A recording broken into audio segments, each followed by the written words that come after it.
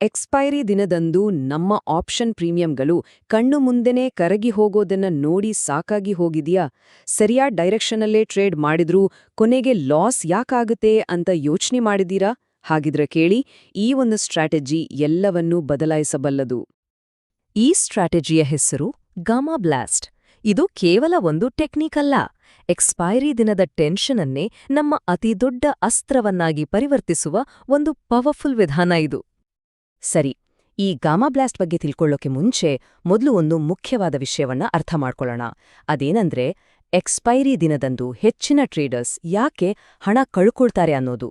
ಇದನ್ನ expiry day trap ಅಂತನೂ ಕರೀಬಹುದು. ಒಂದು ಕ್ಷಣ ಯೋಚನೆ ಮಾಡಿ, ಎಕ್ಸ್ಪೈರಿ ದಿನದಂದು ಮಾಡಿದ ಟ್ರೇಡ್ಗಳಲ್ಲಿ ಎಷ್ಟು ಸಕ್ಸಸ್ ಆಗಿವೆ, ಹೆಚ್ಚಿನವು ಯಾಕೆ ಫೇಲ್ ಆಗತ್ತೆ? ಇದಕ್ಕೆಲ್ಲ ಒಂದೇ ಒಂದು ದೊಡ್ಡ ಕಾರಣ ಇದೆ. ಬನ್ನಿ ಅದೇನು ಅಂತ ನೋಡೋಣ. ಆ ಕಾರಣ ಥೀಟಾ, ಅಂದ್ರೆ ಟೈಮ್ ಡಿಕೆ. ಇದು ನಮ್ಮ ಆಪ್ಷನ್ ಪ್ರೀಮಿಯಂನ ಸೈಲೆಂಟ್ ಕಿಲ್ಲರ್. ಪ್ರತಿ ನಿಮಿಷ ಕಳೆದಂತೆ ಅದು ನಮ್ಮ ಪ್ರಾಫಿಟ್ ಅನ್ನ ತಿಂದ್ಹಾಕುತ್ತೆ. ಅದರಲ್ಲೂ ಎಕ್ಸ್ಪೈರಿ ದಿನ ಮಧ್ಯಾಹ್ನ 1:30 ಗಂಟೆ ನಂತರ ಅದರ ಸ್ಪೀಡ್ ರಾಕೆಟ್ ತರ ಇರುತ್ತೆ. ಇವೆರಡಕ್ಕೂ ಇರೋ ಅಜಗಜಾಂತರ ವ್ಯತ್ಯಾಸ ಇಲ್ಲೇ ನೋಡಿ. ನಾರ್ಮಲ್ ಟ್ರೇಡಿಂಗ್ನಲ್ಲಿ ನಮ್ ಪ್ರಾಫಿಟ್ ನಿಧಾನವಾಗಿ ಅಂದ್ರೆ ಲೀನಿಯರ್ ಆಗಿ ಬೆಳೆಯುತ್ತೆ. ನಾವು ಸದಾ ಟೈಮ್ ಡಿಕೆ ಜೊತೆ ಫೈಟ್ ಮಾಡ್ತಾ ಇರಬೇಕು. ಆದ್ರೆ ಗಾಮಾ ಬ್ಲಾಸ್ಟಲ್ಲಿ ಪ್ರಾಫಿಟ್ ಎಕ್ಸ್ಪೊನೆನ್ಷಿಯಲ್ ಆಗಿರುತ್ತೆ. ಅಂದ್ರೆ ಒಂದು ಸಣ್ಣ ಮೂವ್ಮೆಂಟ್ ಕೂಡ ನಮ್ ಪ್ರೀಮಿಯಮನ್ನ ಡಬಲ್, ಟ್ರಿಬಲ್ ಮಾಡ್ಬೋದು.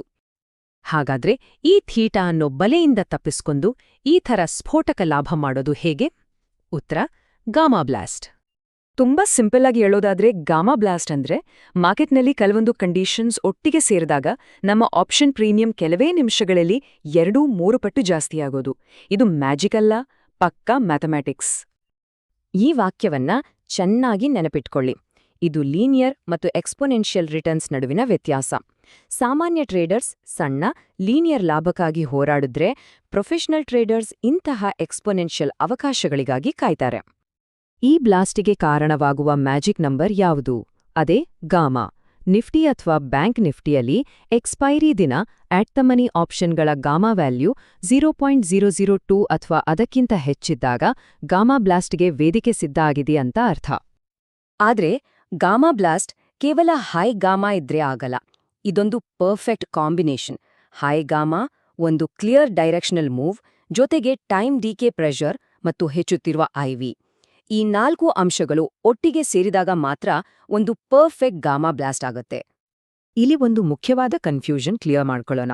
ಗಾಮಾ ಬ್ಲಾಸ್ಟ್, ಗಾಮಾ ಸ್ಕ್ವೀಸ್ ಮತ್ತು ಗಾಮಾ ಎಕ್ಸ್ಪೋಜರ್ ಇವು 3 ಒಂದೇ ಅಲ್ಲ. ಗಾಮಾ ಬ್ಲಾಸ್ಟ್ ಅನ್ನೋದು ನಾವು ಬಳಸೋ ಟ್ರೇಡಿಂಗ್ ಸ್ಟ್ರಾಟಜಿ. ಉಳಿದ 2 ಮಾರ್ಕೆಟ್ ಅನಾಲಿಸಿಸ್ ಕಾನ್ಸೆಪ್ಟ್ಗಳು. ನಮ್ಮ ಫೋಕಸ್ ಇರಬೇಕಾಗಿರೋದು ಕೇವಲ ಗಾಮಾ ಬ್ಲಾಸ್ಟ್ ಮೇಲೆ. ಓಕೆ, ಥಿಯರಿ ಎಲ್ಲ ಸಾಕಾಯ್ತು. ಈಗ ಇದನ್ನ ಪ್ರಾಕ್ಟಿಕಲ್ ಆಗಿ ಮಾಡೋದು ಹೇಗೆ? ಬನ್ನಿ ಒಂದು ಸಿಂಪಲ್ 4 ಸ್ಟೆಪ್ ಪ್ಲಾನ್ ನೋಡೋಣ. ಇದನ್ನ ಪ್ರತಿಯೊಂದು ಎಕ್ಸ್ಪೈರಿ ದಿನದಂದು ಬಳಸ್ಬೋದು. ಈ 4 ಸ್ಟೆಪ್ಸ್ ತುಂಬಾ ಸಿಂಪಲ್. ಮೊದಲು, ಸರಿಯಾದ ವಾತಾವರಣ ಇದೆಯಾ ಅಂತ ಚೆಕ್ ಮಾಡೋದು. 2ನೇದು, ಕನ್ಸಾಲಿಡೇಷನ್ ಹುಡ್ಕೋದು. 3ನೇದು, ಬ್ರೇಕ್ಔಟ್ ಟ್ರಿಗರ್ ಗುರ್ತಿಸೋದು. ಕೊನೆಯದಾಗಿ, ಸರಿಯಾದ ಸ್ಟ್ರೈಕ್ ಪ್ರೈಸ್ ಆಯ್ಕೆ ಮಾಡೋದು. ಅಷ್ಟೇ. ಮೊದಲನೇ ಸ್ಟೆಪ್, ಎನ್ವೈರನ್ಮೆಂಟ್ ಚೆಕ್. ಈ ಸ್ಟ್ರಾಟಜಿ ನಿಫ್ಟಿ ಅಥವಾ ಬ್ಯಾಂಕ್ ನಿಫ್ಟಿಯಲ್ಲಿ ಎಕ್ಸ್ಪೈರಿ ದಿನ, ಅದು ಮಧ್ಯಾಹ್ನ 1:30 ನಂತರನೇ ಚೆನ್ನಾಗಿ ವರ್ಕ್ ಆಗೋದು. ಇದರ ಜೊತೆಗೆ ಇಂಡಿಯಾ ವಿಐಎಕ್ಸ್ 12ರಿಂದ 18 ರೇಂಜ್ನಲ್ಲಿದ್ರೆ ಸೆಟಪ್ ಇನ್ನೂ ಪರ್ಫೆಕ್ಟ್ ಆಗಿರುತ್ತೆ. 2ನೇ ಸ್ಟೆಪ್, ಕನ್ಸಾಲಿಡೇಷನ್ ಹುಡುಕೋದು. ಅಂದ್ರೆ ಪ್ರೈಸು ಒಂದು ಸಣ್ಣ ರೇಂಜ್ ಒಳಗೆ ಸ್ಟಿಕ್ ಹಾಕಿಕೊಂಡಿರ್ಬೇಕು. ಬಾಲಿಂಜರ್ ಬ್ಯಾಂಡ್ ಸ್ಕ್ವೀಸ್ ಇದಕ್ಕೆ ಬೆಸ್ಟ್ ಎಕ್ಸಾಂಪಲ್. ಇದು ಒಂದು ಸ್ಪ್ರಿಂಗ್ನ ಕಂಪ್ರೆಸ್ ಮಾಡಿದ ಹಾಗೆ. ಎನರ್ಜಿ ಬಿಲ್ಡ್ ಆಗ್ತಾ ಇರುತ್ತೆ ಮತ್ತು ಅದು ರಿಲೀಸ್ ಆದಾಗ ಒಂದು ದೊಡ್ಡ ಬ್ಲಾಸ್ಟ್ಗೆ ರೆಡಿಯಾಗಿರುತ್ತೆ. 3ನೇಯ ಮತ್ತು ಅತಿ ಮುಖ್ಯವಾದ ಸ್ಟೆಪ್, ಬ್ರೇಕ್ಔಟ್ ಟ್ರಿಗರ್. ಪ್ರೈಸ್ ಆ ರೇಂಜ್ನಿಂದ ಹೊರಗೆ ಬಂದಾಗ ನಾವು ಒಂದೇ ಒಂದು ವಿಷಯವನ್ನ ಗಮನಿಸಬೇಕು, ಅದು ವಾಲ್ಯೂಮ್. ವಾಲ್ಯೂಮ್ ಸರಾಸರಿಗಿಂತ 150-2-3% ಹೆಚ್ಚಿಲ್ಲ ಅಂದ್ರೆ ಅದು ಫೇಕ್ ಬ್ರೇಕ್ಔಟ್, ಅದು ನಿಜವಾದ ಬ್ರೇಕ್ಔಟ್ ಅಲ್ಲವೇ ಅಲ್ಲ. ಕೊನೆಯ ಸ್ಟೆಪ್, ಸರಿಯಾದ ಸ್ಟ್ರೈಕ್ ಪ್ರೈಸ್ ಆಯ್ಕೆ. ಮ್ಯಾಕ್ಸಿಮಮ್ ಪ್ರಾಫಿಟ್ ಮಾಡ್ಲಿಕ್ಕೆ ಯಾವಾಗ್ಲೂ ಆಟ್ ದ ಮನಿ ಅಥವಾ slightly out of the money ಸ್ಟ್ರೈಕ್ಗಳನ್ನೇ ಟಾರ್ಗೆಟ್ ಮಾಡಿ, ಯಾಕಂದ್ರೆ ಗಾಮಾ ಬ್ಲಾಸ್ಟ್ ಇಲ್ಲಿಯೇ ತುಂಬಾ ಸ್ಟ್ರಾಂಗ್ ಆಗಿರುತ್ತೆ.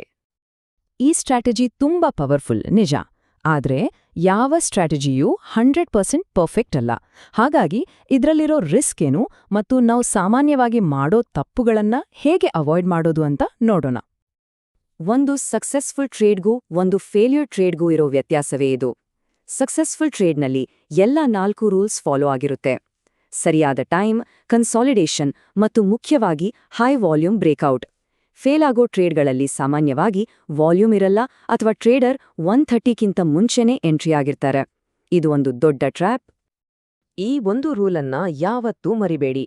ಪ್ರೈಸ್ ಸುಳ್ಳು ಹೇಳಬಹುದು, ಆದ್ರೆ ವಾಲ್ಯೂಮ್ ಯಾವತ್ತೂ ಸತ್ಯ ಹೇಳುತ್ತೆ.